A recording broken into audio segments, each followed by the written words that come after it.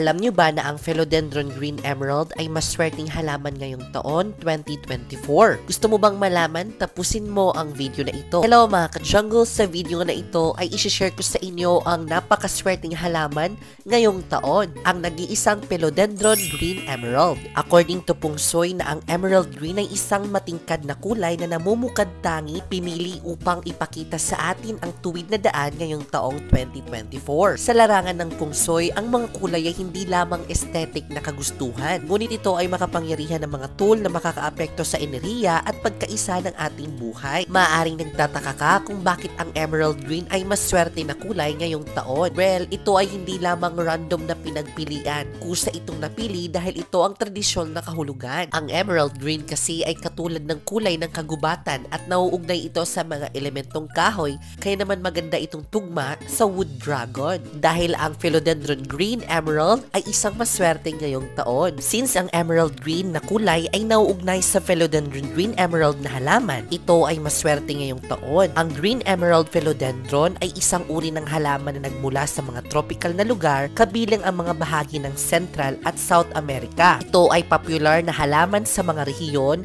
na may mainit at maulap na klima, kaya madalas itong makikita sa mga lugar tulad ng Brazil, Ecuador, pero iba pang mga kahilintulad na lugar. Dito din sa Pilipinas ay marami na tayo nito. Alam nyo ba mga ka-jungle na ang Green Emerald ay isang presyong bato na kilala sa iba't ibang kultura bilang isang simbolo ng kapayapaan, pag-ibig at kalusugan. Since ang kapayapaan, pag-ibig at kalusugan ay isang swerte, ito ay nagbabahagi ng buenas ngayong taon. Maaaring mayroong mga taong naniniwala na may swerte ikapangyarihan ang Green Emerald na Philodendron. Kaya naman kung naniniwala kayo sa swerte sa Green Emerald, maaari mo itong gamitin sa inyong buhay at pwede mo itong ilagay sa inyong bahay, sa harap ng inyong pintuan o di kaya sa loob ng inyong bahay. Alam nyo ba sa karagdagan na ang Philodendron ay maswerte din sa pagpupuksa ng hangin? Tama po ang inyong narinig na ang Philodendron ay isang uri ng halaman na kilala mag-abot ng sariwang hangin sa loob ng ating mga tahanan. Ito ay isa sa mga halaman na kabilang sa mga air purifying plant na maaaring magtanggal ng mga toxins sa hangin tulad ng formaldehyde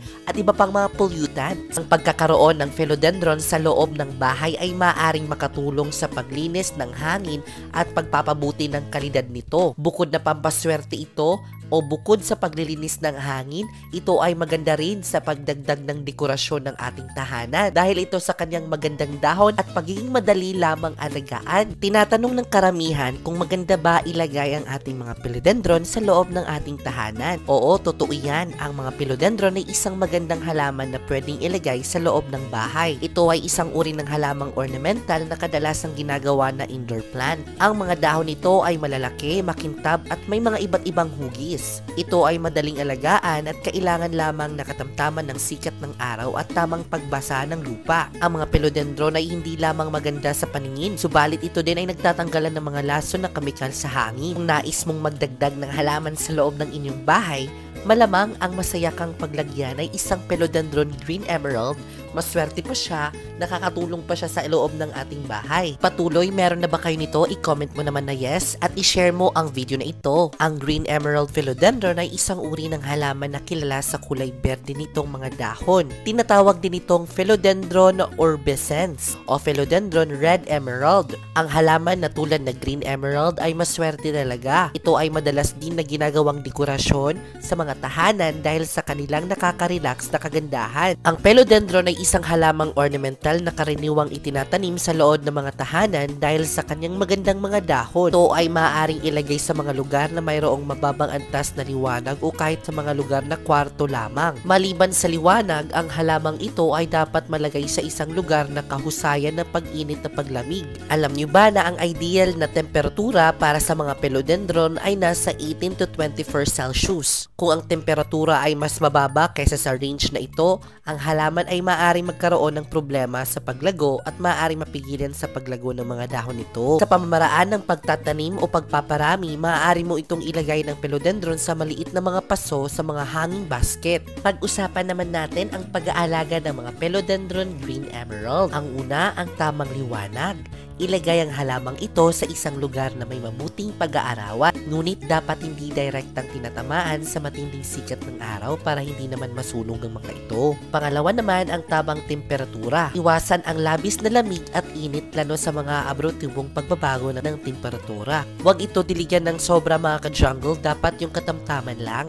At ang ginagawa ko dito mga ka-jungle, nilalagyan ko po ng MSG para mapalubog po sila ng mga dahon nito. Ang importante din ang pag-aalis ng mga tuyong dahon. So ayan mga ka-jungle, na-share ko na sa inyo ang pampaswerte ngayong halaman na Green Emerald Philodendron. Ito lamang po ay based sa ating research at sa pungsoy. Hindi po tayo pungsoy expert at nagbe-base lamang po tayo sa ating pananaliksik. Gayon pa man, maaring tao din ang naniniwala ng pagkakaroon ng halaman na swerte sa tahanan, maaaring magdulot na positibong enerhiya at mabahaging kasiyahan at kapaligiran. Sa inyo lamang po kung maniniwala kayo mga ka-jungle. At kung nagustuhan mo ang video na ito, i-comment mo naman na yes at i-share mo ang video na ito. Tapos na po ang video na ito at maraming salamat sa panonood and I will see you next episode because more plant, less stress!